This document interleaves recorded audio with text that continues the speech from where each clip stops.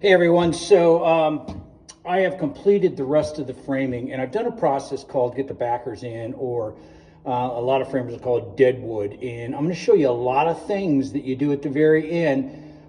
Framing is always a flurry, right? There's lots of guys, everything goes up, it looks great, and then generally the stampede moves on and they leave somebody behind to take care of what they call deadwood, or backers, like I say, in the little things. Well, the little things are the difference that make the difference whether drywall is going to crack later.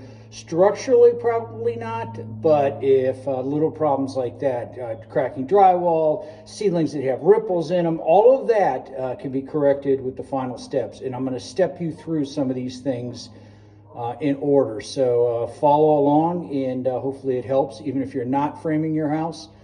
Things you want to look for, ask for, drive your framer crazy. But anyways, hold on. Okay, so the first thing we'll talk about is drywall backers, or deadwood as it's often called by some. So as you can imagine, everywhere where the trusses go this way, it's easy to attach the drywall because there's a perpendicular intersection there. But over here, a lot of the places you're going to see there wasn't anywhere to really attach that drywall for the ceiling. Okay, so I have gone back and I have put these boards in, and they're nailed in tightly all the way around. This side also, here's one they had to cut out a little bit for the pipe, but it's nailed tightly, and a lot of times they'll just jam any garbage up there and not nail it tightly. Now, mind you, ceilings go on first, walls go on second. So if it's done well, the wall is holding up the ceiling. If they're not getting the drywall up tight, then it's that whatever plaster's in there that's going to hold up the ceiling if you don't have a good backer in place. And you can see as you go around, there's backers all over the place. Generally, when you need them on both sides, you use a 2x6 backers over there. So that is critical. And I'll show you some other backers that make a difference too. So this is a bit of a lost art here. Is I was taught early on, all your little scraps of wood, we nail those into the corners, okay? So when the final trim goes on, if you can imagine, drywall is going to go a 1/2 inch here and a 1/2 inch here. So on a 1/2 inch here, look how much stud you have a chance of getting the corner nail in on your baseboard. Now imagine that the baseboard is mitered. So now you got to put the nail out here. So it's very, very difficult to get those corners really secured. So this wood generally is scrap, ends up in the dumpster. So we go around and just real quick nail all that in the corners all the way around. Now this isn't super common, but the way this truss system worked is that's 9-foot ceilings in there, that's 10-foot ceilings in here. So there's a step down. And these tails where they step down were just kind of loose. Now, a lot of people might have just left that, but I thought, I don't really like that because it isn't so much structurally it's going to fail, but anything moves, that's when you get those nasty little drywall screws that show and they pop, and you fix it, and a year later it pops again. Well, that's generally because what's underneath it is moving. So I went ahead and blocked all of that in. So the ends of those trusses where it did the step down can't move. Did the same thing with the ones on the porch. Okay, hopefully you can see this, but another thing you have to do is go through and check out your trusses, because trusses are made in a jig, but then the wood can warp and it can move. And now and again, you'll get a truss that's not sitting all the way down. And this is the case with this one. It was actually sitting up off the plate a little bit back in that corner. So we put some shims under that, but that means that one is normal, that one's up, and that one's normal. So you're gonna get a bow in the ceiling.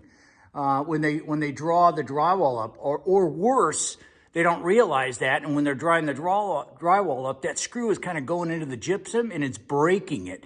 So it's not truly secured the way you want. So what I do is I find those, I put what's called a sister. Now, if you can see that shadow right there, that's a second 2x4 that I nailed on the side of it, this side and over there, that gets that right where it belongs. Even though that truss is up, the surface they put the drywall on is going to be right where you want it, and we get a flat ceiling to start with.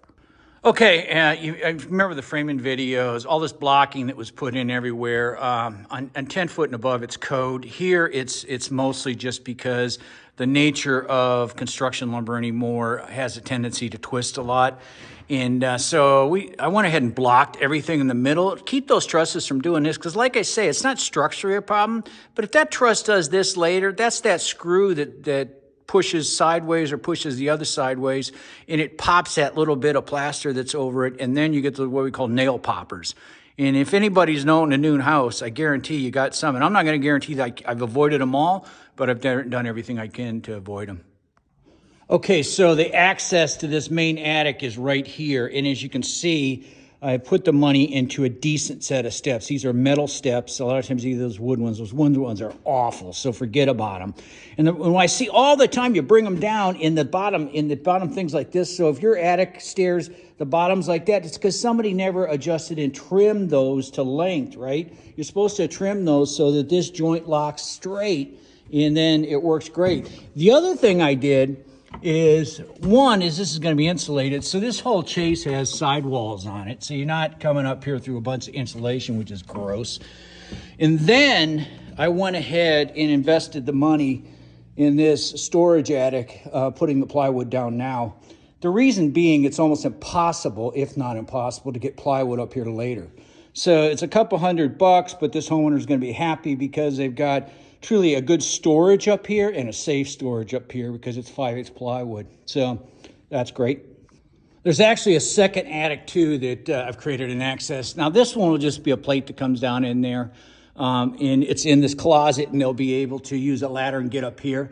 That plywood, in case we blow it, but I think we're actually going to do placed insulation, but I thought originally we were going to blow it. So I put that plywood up there because you can slip it through the roof trusses right now. Never could you get any legitimate sheets of plywood up there later in this attic. So once the insulation's in, we'll put that down. And then here's a second storage area. And like I say, it's not really much money to add storage trusses over some of the area so that you truly have areas where you can put a floor down, not affect your insulation and compress it, and have a safe storage area. These little clips you see up there, it's what's called hurricane clips. Now those are code. Some things are more significant. In Florida, they got all kinds of crazy threaded rods and all kinds of stuff, but that's the wind code here, so the roof can't lift up later. So one of the last things you do is put all the hurricane clips in. Now, they only give me enough to do this band, but I'm actually going out on the porches and banding those too, just to give it some extra support. Hey, look, I could go on, but that's some of the key things that structurally, yeah, your house isn't going to fall down if these things aren't done well. But if you want to deal with drywall sagging or drywall poppers, joints cracking, corners cracking, all of that happens because something has moved in the back. Think about cabinets. Think how hard it would be to hit those studs later.